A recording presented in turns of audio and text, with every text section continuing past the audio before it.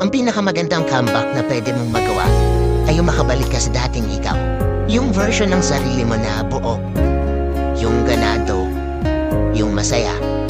Sa ngayon akala mo imposible, pero habang tumatagal yung panahon na nakabitaw ka na at malaya sa kanya, unti-unti mo nang napupulot yung piraso ng puso mo na binasag ng ibang tao. Slowly marirealize mo na gumagaling ka na pala sa lahat ng mga naranasan mo noon.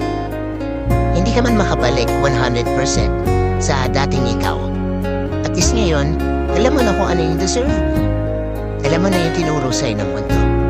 Tapos, sa dulo nito, masasabi mo na lang sa sarili mo na, pwede pala, buti na lang bumitaw ka.